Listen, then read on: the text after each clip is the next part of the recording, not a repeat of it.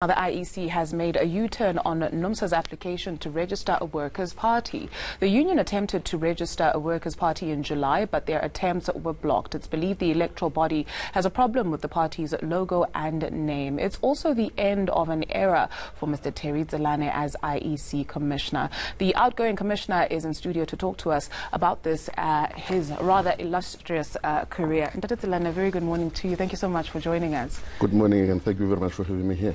Yours was never an easy job, I guess. Hey, free and fair elections are essential for any democracy to thrive.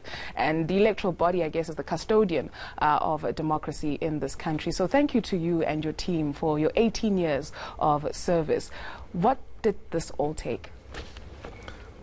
Well, hard work, focus, as well as having to operate with integrity.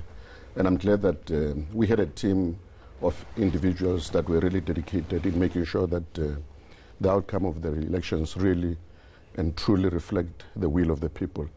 So it's been wonderful to that extent that one was not working alone. It was a team effort. We had all those 218,000 people who on the day of the elections are there. They understand their responsibility. They understand that this responsibility puts an obligation on them to make sure that they do not fail our people. And it's a responsibility that you have indeed taken seriously. Some electoral bodies across the continent have contributed to the fall of their countries, or rather the creation and maintenance of conflict. How have we avoided going down a similar path as a country? Well, we've got quite a number of systems as the Commission. One of them is that we created what we call Party Liaison Committee, where all the represented political parties sit and they advise the Commission on quite a number of issues. And then also we use this platform to make sure that when we have important issues that we want to deal with, we raise them with the political parties. So to that extent, the political parties also help in terms of the co-management of any conflict that exists within our society.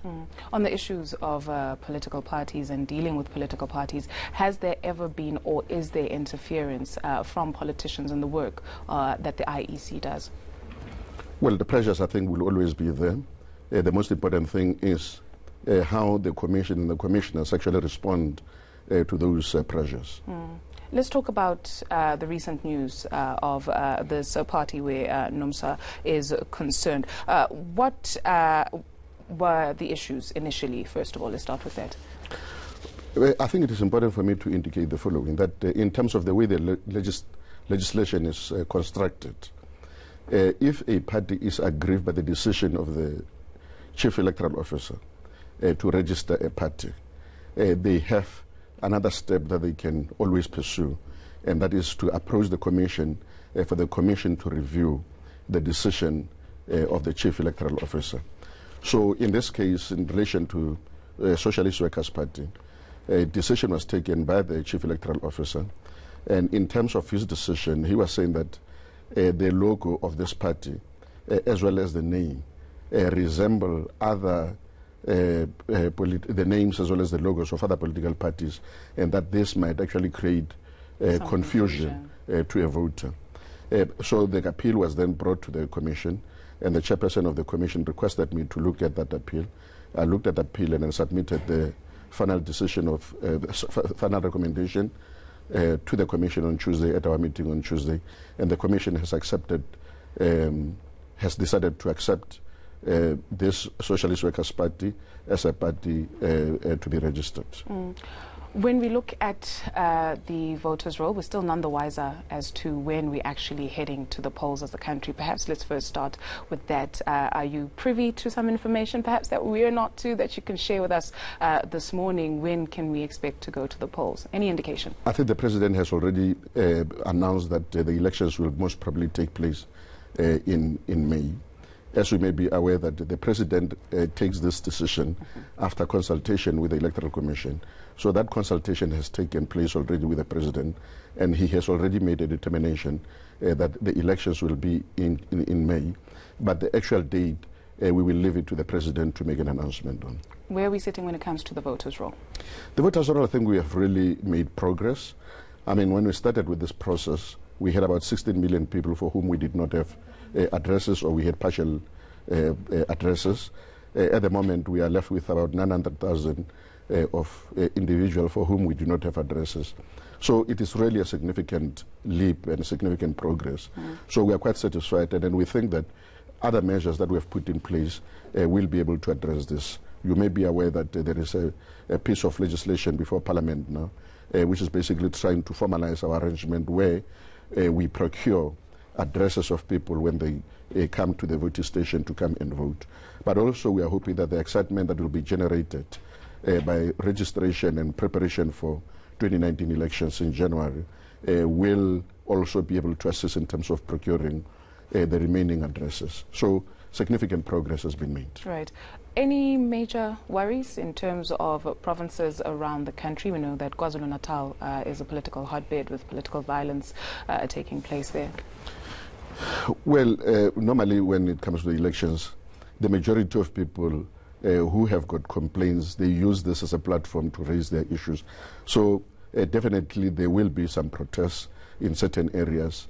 You may be aware that there are certain areas where there are boundary disputes. So those areas are likely to flare up again ahead of the elections.